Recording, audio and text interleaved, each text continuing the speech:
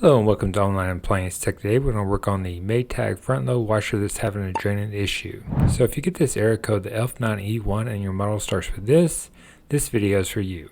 So a lot of times you don't know if this is a clogged pump or it's a bad pump. So let's go ahead and start the machine. Let's put it on any cycle, and the first thing this machine will do will start the drain. So just hold the start button down and just give it a moment and it should start to pump the water out. Well, at least try.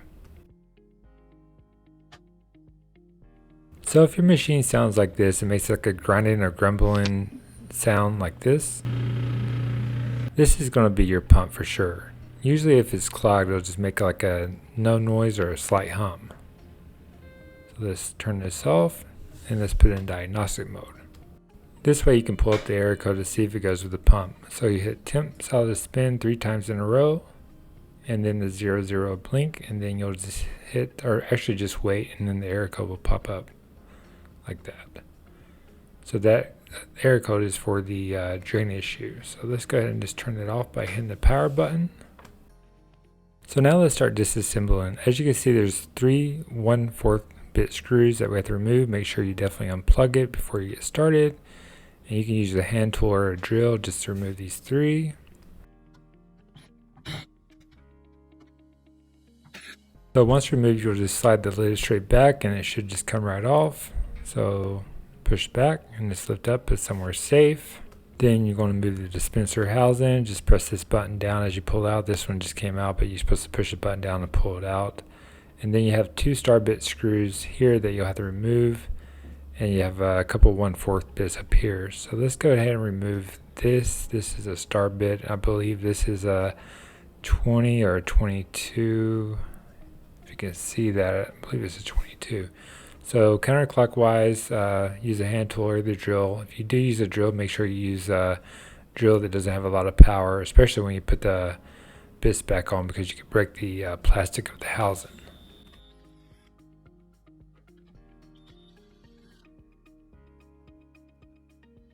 So now I'm going to use my 1/4 bit to remove these screws. So you'll move the 2 on the right, and there's 2 on the left.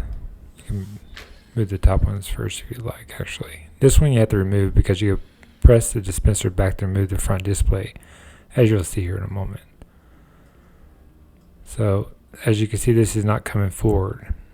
So that's why you got to press this back, and then that will release this front display housing. And what I should have done is disconnect these harnesses before I remove the display. So fairly simple. There's 2 connections, so slide them out of the clip here that connects to the main control board, and then just disconnect. They have like a little button you press and pull apart, and then once you slide it through the housing of the washer, just make sure not to get it caught up on nothing. So I'm going to remove the front gasket.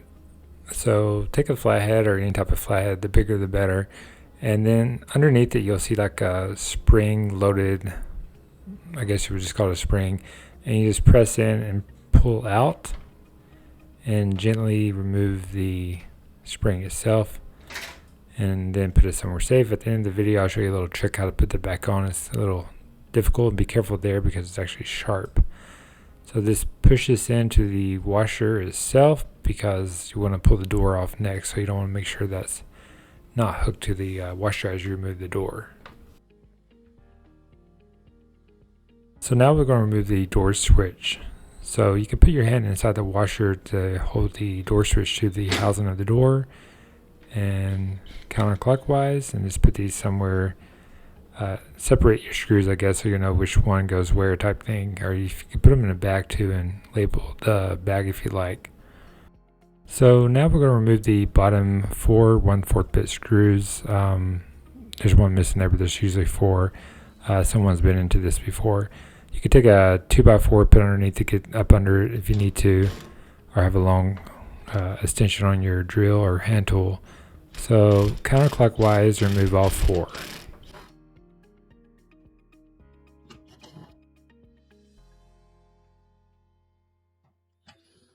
Now we're going to remove the 3 1/4 bit screws on the top. Just make sure this is pressed in, and I always like to hold the door as I remove the bits, that way the door doesn't fall and hit the floor or hit you one. So just keep one on as you remove them, but it should stay into place as it has the clips. And there's a clamp on this drain pump. We're going to have to replace it. The one that comes with the washer, once you remove it, it just doesn't go back on right. So we're going to show you which one we use. This way it can keep you from flooding your house. So now, since all the screws are removed, just lift up on the door, put it somewhere safe where it doesn't slide. If you still have water in the tub, you can take like a adjustable wrench or something like this just to kind of loosen it up a little bit. And then you can get your wet vac and slowly but surely get the water out. And you can get these at any Lowe's or Home Depot, a little wet vac. And then once you get the water out, you can remove that up and pull forward. And I'd like to take a picture of these harnesses, or the wires, I guess you would say, make sure I put them back the exact same way.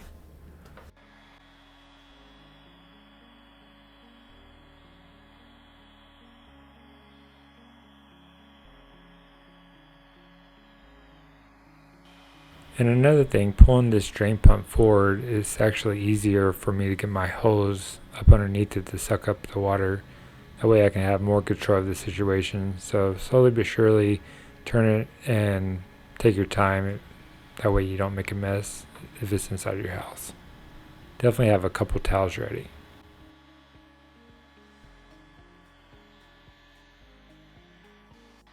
So another reason to replace your pump, if your front load washer has an ugly, nasty smell, this is why. So even if it's just clogged, you may just want to replace the pump either or. That way you can kind of start fresh. But this is definitely a defective pump, since it makes that grinding, rumbling sound from the get-go.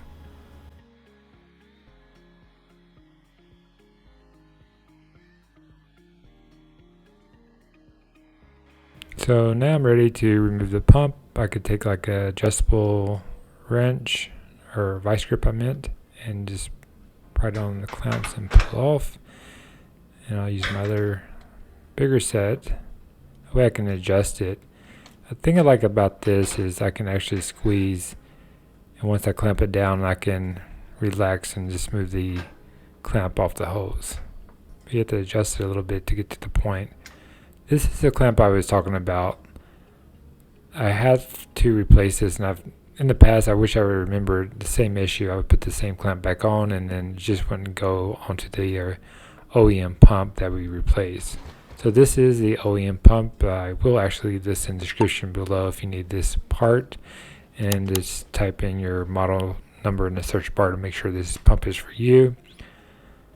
So identical pump, but for some reason the old clamp does not work. So what I did is actually drove down to Home Depot and got a hose clamp, as I'll show you here in a moment. So we'll slide this new part in. Fairly simple. But actually, you'll see here I actually installed the old clamp to the new washer, and that's when I realized it's leaking. So we'll surpass that. And as you can see here, I'm still working, going back and forth. It's just a pain to put on too. So that's another reason I like using the hose clamp. Okay, so now we're going to reconnect their wires, or two wires that gives the pump the voltage, and then we're going to connect the top hose. So let's go ahead and get in here, reconnect these two.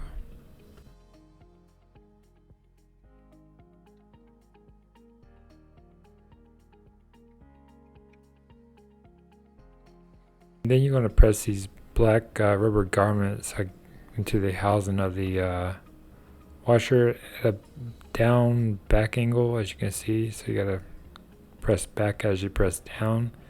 You can press them with your thumb. Make sure they're pressed in all the way.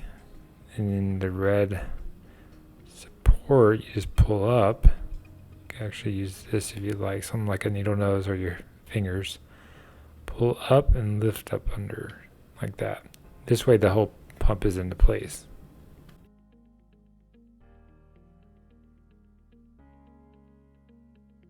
And now you'll use your little vice grip That way you can see, just slide it on there and not worry about squeezing the whole time.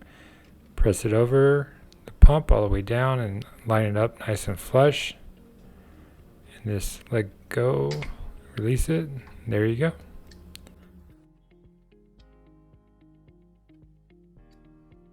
So fast forward in the future, I removed the pump again because it started leaking due to this clamp.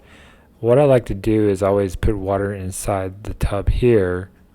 That way I can check for leaks, and it just started dripping like no other. So definitely do not use this one. I do not recommend it. You can have a nice little flood in the house. So just get rid of it and get these hose clamp that you can use like a 5/16 to tighten up.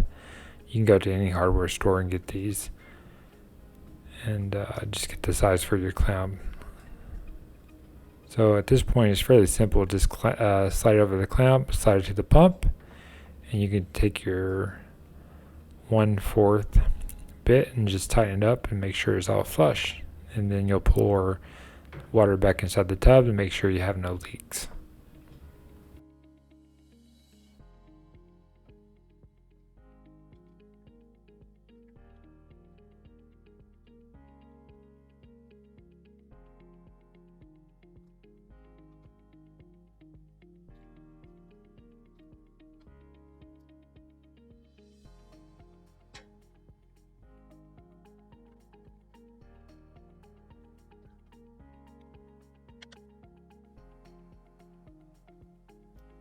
Okay, great. So I got everything back together. I'm gonna make sure this is nice and tight.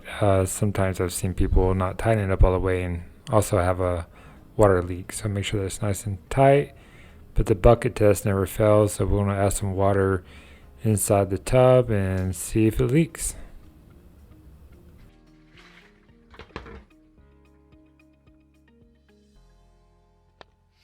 And what I like to do is dry it with a paper towel first, and I'll put my finger around the hose and anywhere water could come out, and make sure I have no type of water leaks or any type of wetness or dampness.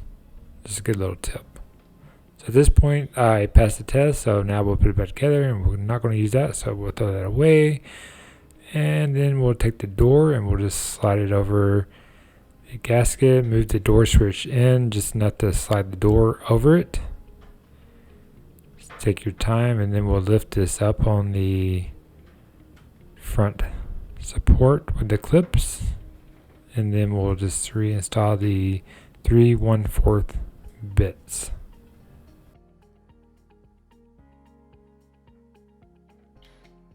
And another thing, I don't like to tighten them up all the way yet, just enough to hold the door on. That way I can move the door around if I have to adjust it, to put the 1/4 bits at the bottom of the door.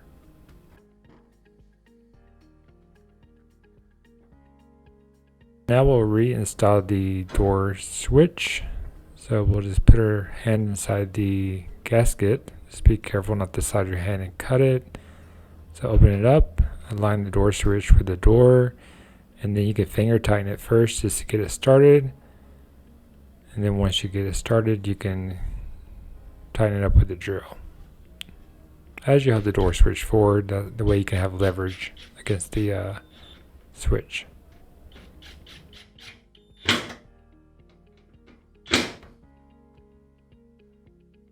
So now we're going to install the door gasket, or get it ready. So it has a little lip on the door itself, and you just pull the gasket up over it.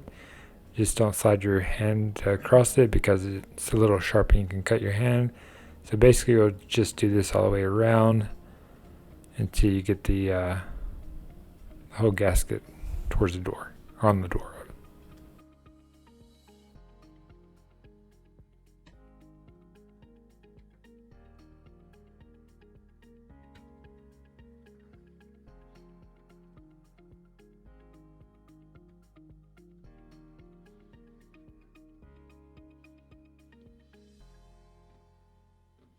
Okay, great. So with the door gasket on, so we can shut the door now. Actually, now I'm gonna go ahead and tighten these 1/4 bits up. You can wait till you put the bottom ones in if you like, but since I have the gasket on, I'm gonna go ahead and tighten these up.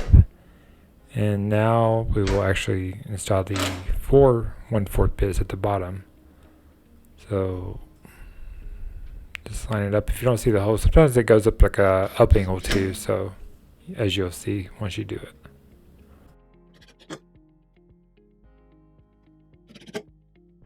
So now we're going to install this door spring. So you're going to take a pair of needle nose, the smaller the better, and then you'll take a flat head and you'll use your fingers. You can put it up like this, but sometimes it just falls down. But you're going to press like you're, I guess, writing. So my finger pointed, and then pull it around as I press the needle nose towards my hand. I guess you could press it together. So, but the key is to press the needle nose towards the right to give it the slack to pull the spring down around with the flathead. Hopefully that makes sense. So at this point, I'm just going to make sure everything's in place. As you can see here, it's clipped in a little bit, or the gasket's not completely out. So I can gently pry out as this goes into place.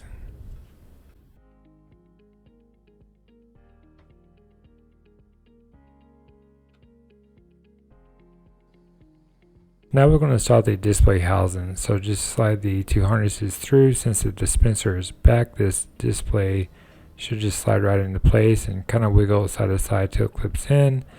I do remember at the beginning of the video I said remove all four. It's just the front two where it connects to the display. But after that, you'll just take the dispenser housing and slide it up into the display housing. And this should line up with the two star bits, or actually it has to overlip the display. And then you can press it into, you line it up to the 1/4 bit that screws into the dispenser. So we'll slide it forward. Sometimes you have to look up under it to really, there we go. This one's not being too easy, but there we go. Then you can press it in, there's a screw. So once you press it in enough, you should be able to put the screws in where they go. And these are the two star bits that we'll gently put back in. That way you don't crack it.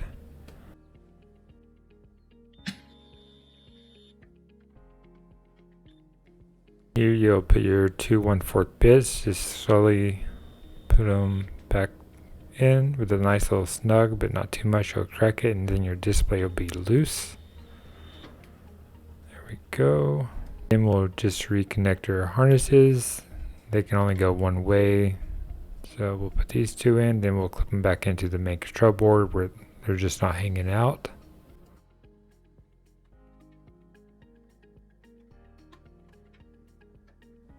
And just install the dispenser housing. Press that button down if you're having trouble putting it in. This one's a little messed up, and then you'll just reinstall your top panel.